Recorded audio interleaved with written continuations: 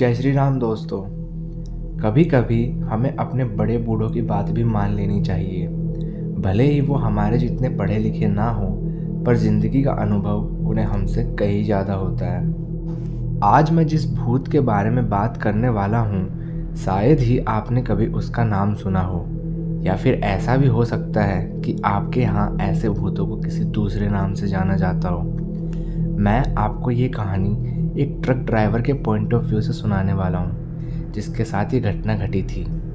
मेरा नाम सतवीर है और मैं एक ट्रक ड्राइवर हूँ। जब ये घटना मेरे साथ घटी थी, तब तक मुझे ट्रक चलाते हुए करीब 9 साल हो गए थे। मैंने एक से एक लंबे और डरावने रास्ते पर ट्रक चलाया था, पर मैंने ऐसा भूत ना कभी देखा था और ना ही कहीं इनके बारे में सुना था। बात 2002 की है, जब मैं एक प्राइवेट कंपनी के लिए ट्रक चलाया करता था। उस समय मेरे साथ एक हेल्पर भी हुआ करता था। उसका नाम राकेश था। ऐसे ही एक दिन हम लोग ट्रक में सब्जियां लादकर कोल्हापुर से मुंबई जा रहे थे। उस समय हम सातारा से होके जाते थे। मेरे हेल्पर राकेश का सातारा में कोई रिश्तेदार था। राकेश को उससे कुछ ज़रूरी काम था, तो हम सातारा के गांव में अंदर चले गए। हमने राकेश के रिश्तेदार के यहाँ ही शाम का भोजन किया। राकेश का काम निपटते ही हम वहाँ से रवाना हो गए। हम उस रात गांवों से होकर गुजर रहे थे। बारिश का मौसम था और हल्की बारिश भी हो रही थी। रात काफ़ी हो चुकी थी। मेरे लिए वो रास्ता पूरा अनजान था, पर मेरा हेल्पर पूरा रास्ता जानता था, तो मैं उसी के बताए रास्ते पर ट्रक चला रहा था। काफ़ी देर बाद हम एक ऐसे रास्ते पर पहुँचे जो बहुत ही ख़राब था। वो रास्ता पहाड़ों से होते हुए गुजर रहा था। जब हम उस रास्ते पर आगे बढ़े तो लग रहा था जैसे वो रास्ता किसी घाट की ओर जाता हो। थोड़ा आगे बढ़ने पर हमें सड़क पर एक आदमी चलता दिखाई दिया। उसने हाथ में एक बड़ा सा थैला पकड़ रखा था। दिखने में वहीं कहीं आसपास का लग रहा था। ट्रक को आते देख वो सड़क के किनारे हो गया और ट्रक रुकवाने के लिए उसने आगे हाथ दिया। मैंने उसके पास ट्रक रोक दिया और पूछने लगा, क्या हुआ बाबा, क्यों ट्रक रुकवाए हो? इस पर उसने जवाब दिया कि वो इसी रास्ते पर आने वाले एक गांव का रहने वाला है और कोई भी गाड़ी ना मिलने की वजह से वो पैदल जा रहा था। उसने विनती करी, अगर मुझे मेरे गांव तक छोड़ दोगे तो भगवान तुम्हारा भला करेगा। रात काफ़ी हो गई थी और मुझे उस आदमी पर दया आ रही थी, तो मैंने उसे ट्रक में बैठने को बोल दिया। इस बात से मेरा हेल्पर काफ़ी नाराज़ था, क्योंकि अब उसके बैठने की जगह उसे किसी और के साथ बांटनी पड़ेगी।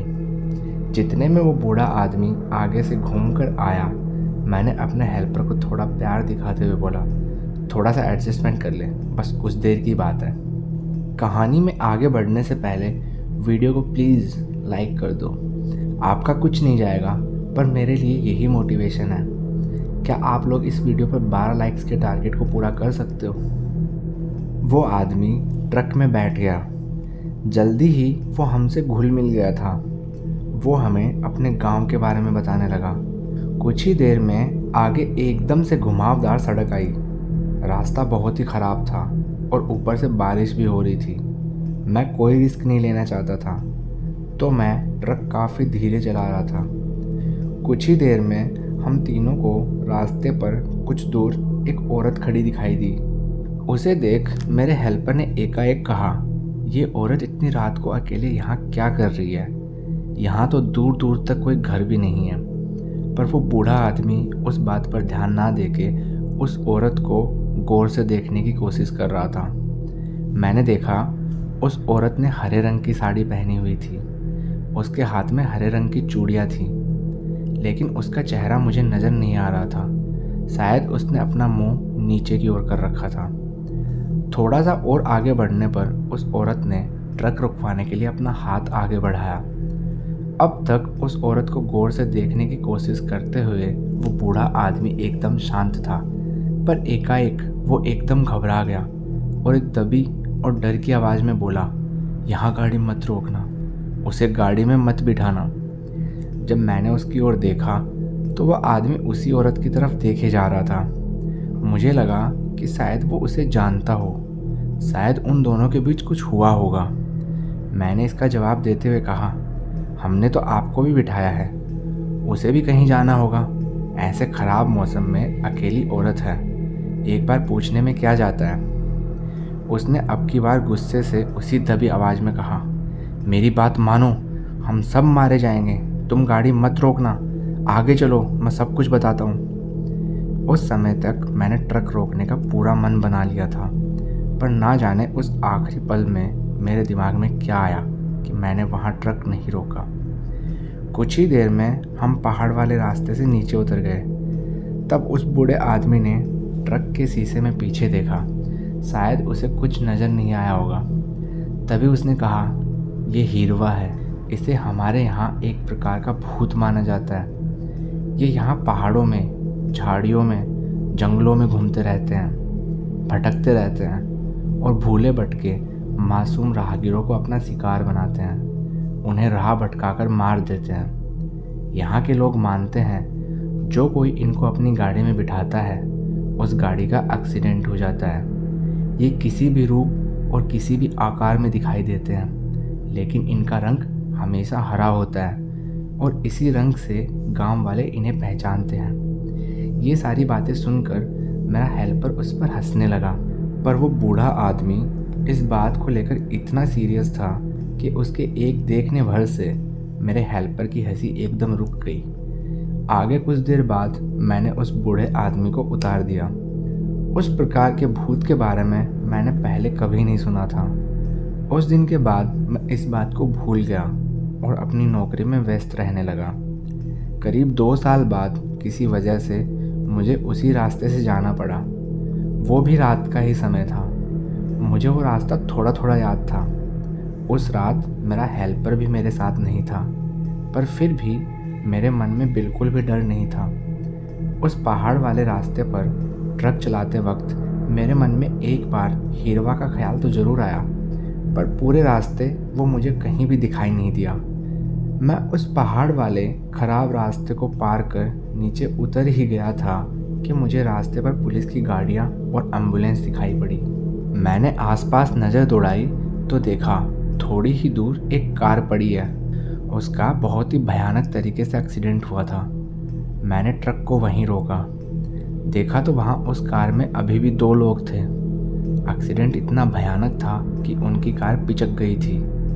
उन दोनों की डेड बॉडी की इतनी गंदी हालत थी, पुलिस भी उन्हें बाहर नहीं निकाल पा रही थी। मैंने वहीं पास खड़े एक पुलिस वाले से इस बारे में पूछा तो उसने बताया, गाड़ी में 2 लड़के थे, शायद ये बहुत तेज़ स्पीड में थे, जिस वजह से कार सीधी ऊपर से उछलकर नीचे आ गिरी है। उसने बोला, मैंने आज तक इतना भयानक एक्सीडेंट नहीं देखा है। देखो तो इनकी लाशों की क्या हालत हो गई है। अचानक ही मेरी नज़र वहाँ गई जहाँ उनमें से किसी की नहीं थी।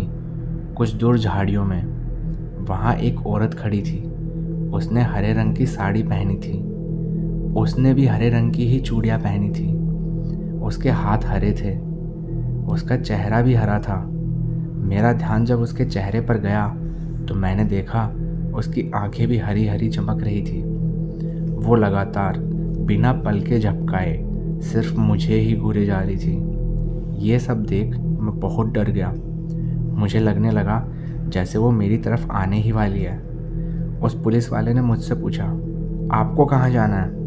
मैंने उसकी बात पर ध्यान ना देते हुए जल्दी से अपना ट्रक स्टार्ट किया और चुपचाप उधर से निकल गया। पता नहीं जो मैंने देखा था वो सच था या मेरा वहम।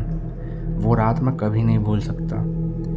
दोस्तों, आप इस कहानी को 10 से कितने नंबर दोगे? आपको आगे कैसी कहानियाँ सुननी है मुझे कमेंट करके बताओ। वीडियो अच्छी लगी तो सब्सक्राइब वाला बटन दबाओ और इस भूतिया सफ़र में मेरे साथ शामिल हो जाओ। मैं मिलता हूँ आपको अगली कहानी में। जय जय श्री राम।